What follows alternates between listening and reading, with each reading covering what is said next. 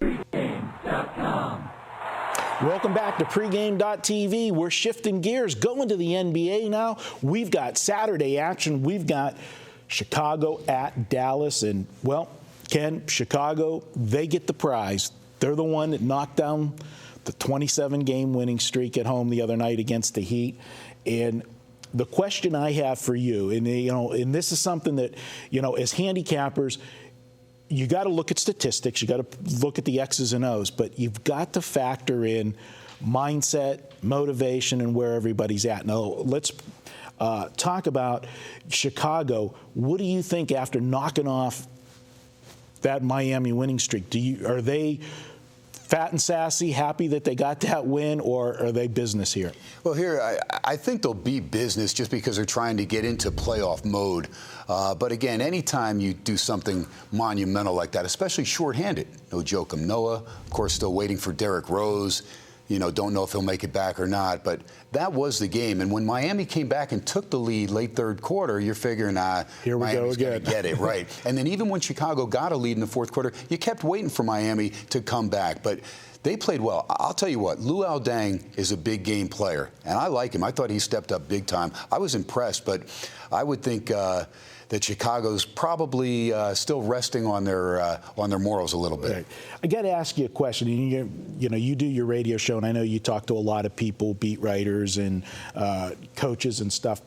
This Derrick Rose thing, the longer this goes, at what point, when the doctors say, you're okay to go, but he says he's not, how do you think that starts to affect the locker room?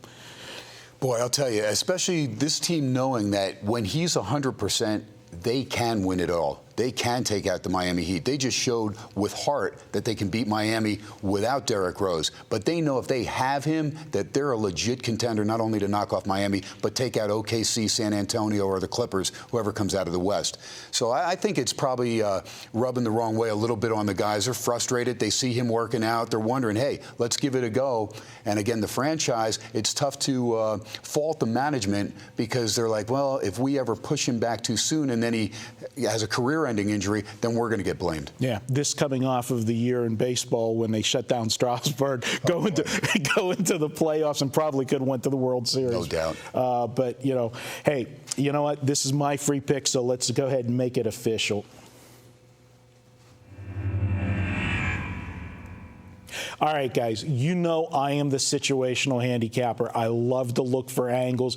Guys, you can't get any more situational than we have here. First of all, you got the Chicago Bulls coming off their biggest win of the season. They were the one that took down the mighty Miami Heat. Yeah, it's only one game. It means nothing, Playoffs is where it's about, but they're the ones that shut them down. Now they're going on the road. It's a one-game road trip, and they play the next night, Sunday, back at home. So how focused are they going to be? Speaking of focus, let's look at the Dallas Mavericks. They are in the fight of their lives to try to catch the Lakers. They got Utah to deal with as well to get that final playoff spot. They need every win they can get, and they are coming off an absolute spanking on Thursday night against the Clippers. They were embarrassed, so they're going to be in a focused, angry mood. I think Dallas is going to be the team on the floor that wants this more. And just to add another little quirk, not only is this a one-game road trip for Chicago, it's at an unusual time. This game is being played at 2:05 Eastern Time on Saturday afternoon.